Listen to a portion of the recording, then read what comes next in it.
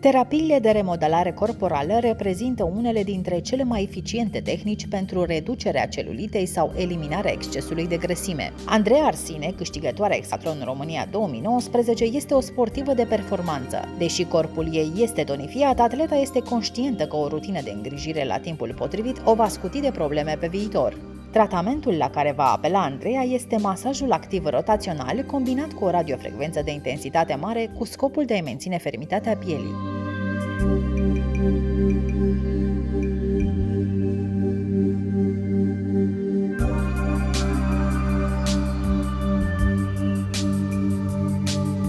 Având în vedere că fac foarte mult sport, partea de terapie corporală și masaj, ca să spun așa, pentru mine este foarte importantă. Pe lângă masajul manual pe care îl fac și că fac foarte mult sport, am nevoie și de terapie alternative sau de aparate care să mă ajute în a mă relaxa. Apelez la diverse aparate care combină tehnica de masaj cu tonifiere, cu ultrasunete, pentru o relaxare mai profundă a musculaturii.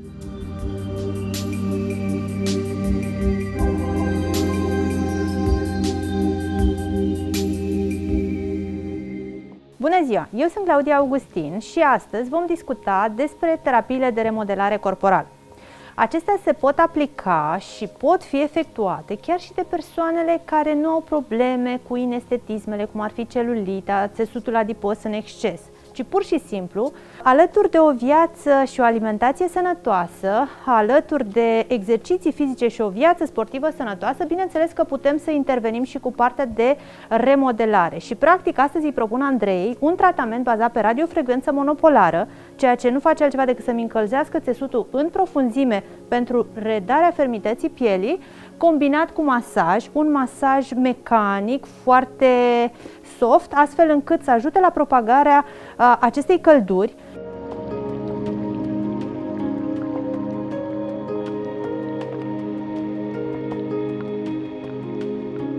Spune-mi, Andreea, obișnuiești să faci masaj? Da. Îți place masajul? Am înțeles. Comparativ cu masajul manual sau masajul vacumatic, tratamentul zionic se bazează pe partea de masaj, numai că este un masaj mult mai soft, iar acest masaj este asociat cu căldură, ceea ce îți va plăcea foarte mult. Este un tratament foarte plăcut. Pe de altă parte, lăsând la o parte faptul că tu faci sport, nu ai probleme cu celulita, dar ajută la redobândirea fermității pielii. Da? Dacă pe interior te ocupi tu și ții musculatura tonifiată, la exterior de calitatea pielii ne vom ocupa noi.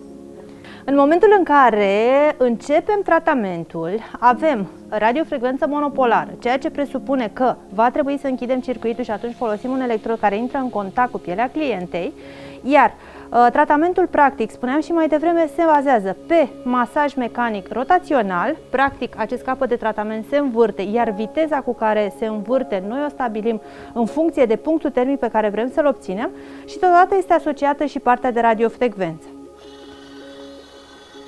Este necesar să aplicăm un produs specific la nivelul pielii, iar în capătul de tratament este un senzor de temperatură și astfel monitorizăm constant temperatura la care a ajuns țesutul, atât superficial cât și în profunzime.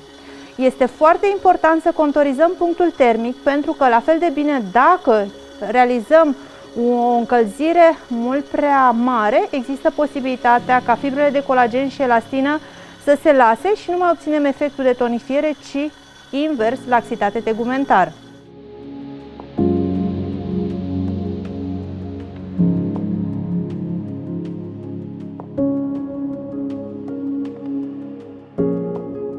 Ceea ce trebuie să menționăm este că atunci când realizăm acest tip de tratament cu ajutorul echipamentului zionic, lăsând la o parte că tratăm laxitatea tegumentară, adică pielea care este lăsată, putem să îmbunătățim aspectul și să tratăm celulita și, evident, atunci când generăm o temperatură suficient de mare, stimulăm metabolismul natural de ardere a grăsimilor, astfel încât, cu ajutorul acestui echipament, putem să facem terapii diversificate, atât pentru cei care vor să-și îmbunătățească aspectul pielii, pentru persoanele care vor să trateze și să amelioreze celulita, dar totodată putem să-l folosim și în terapiile de slăbire localizată.